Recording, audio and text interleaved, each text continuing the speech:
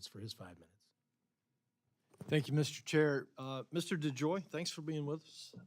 Thanks for taking on this task. I can't imagine a job with any more risk unless maybe it's Speaker of the House. You're not in an envious position.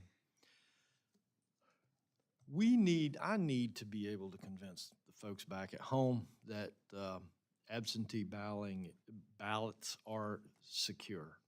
And I'm still not able to do that. Could you walk me through very carefully a day in the life of an absentee ballot, from the moment that it gets put in the mailbox till? So we'll start with, let's start with the outgoing, because that's quick. Most election boards come, we have a tendering process, we have a way of marking ballots within the system. So they bring in trays of mail usually to go outbound, and we have a handoff. They can't come in to plant that, but we have a handoff. And then there's a whole process of segregating and running these through our systems on the outbound to the voter. Okay, then coming back, if the voter, let's say they bring it into a post office, and they want to get it postmarked, we would hand postmark at a postmark. It usually gets put in with the loose mail, maybe separated in a different tray, but it moves with the loose mail from our post office on a truck, our secure trucks, into the plant where we have processes to put it in the mail system, the machinable process. But also look through the plant at the end of the day to make sure that everything has cleared. We look in the machineries, we look in the corners, all that to make sure that it's cleared. And then we have special, especially now, come October, special processes coordinated with the election boards to shuttle back and forth mail to the election office. When we get to now, I think October 21st, when we turn it on, we don't even bring ballots back to the plant.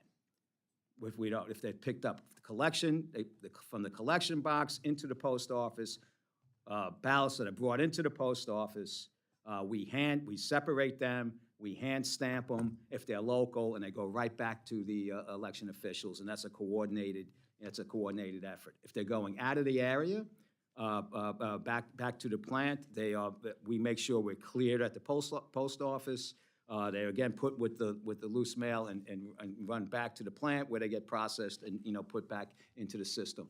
And we also to extend our reach from a post office which serves a couple of 5-digit zip codes, we may put a hub to run multiple post offices to do the same, so it doesn't have to go back to the plant where we stamp and run secure. It goes back to that hub, and then back to we aggregate and go back to the election official.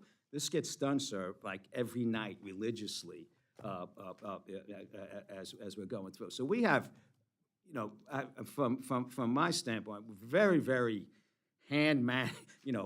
tight controls over what gets put in the system and gets delivered. I mean, it's in with 300 million other pieces of mail. We try and call it out, but we kind of babysit these pieces, through the process.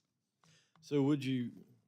It sounds like there's a lot of visual inspection in there. That there's no real hard, firm electronic way to track a chain of custody from point A to point C. So I would say most ballots don't. I mean, the exceptions are what I spoke to you about. Most ballots run through the machine process that goes through our system.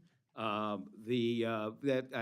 think what I would tell you, sir, is our hand control throughout the system is a reliable hand control. Our people see ballots, they dive on them. There's been very, very, very, very little proven other types of issues with us with regard to the processes that we deployed. Well, thank you. I'm going to run out of time. Yeah. But there's one other line of question I'd like to ask.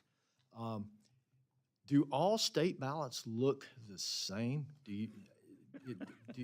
How do you know to treat one in Minnesota the same as one that you get from North Carolina. No, they don't look the same. And just the exceptions that we are talking about with the United States Postal Service are few, just as they are with the election boards, but they are there too. We get ballots with wrong addresses on them. We get ballots with non-machinable, not ability to run through our machines. We get a whole host of other issues, exceptions to, to the process, besides that they all look different. There are a number of states that have put an ID, so with regard to tracking, I misspoke. Those election boards that put an IMB barcode, we have recommended a barcode that they put on their ballots, they're both outgoing and incoming. We can watch that electronically through the process.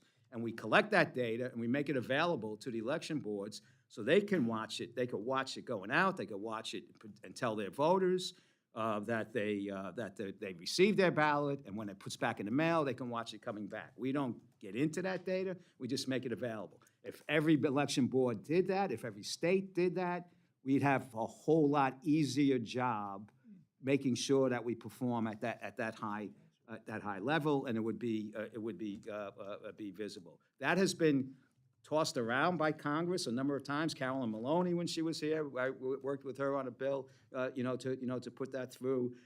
We are considering internally with our board trying to put in what we call a contract, a national contract together for certain election boards, where we can define that process, define the paper, define the barcode, define what everything looks like.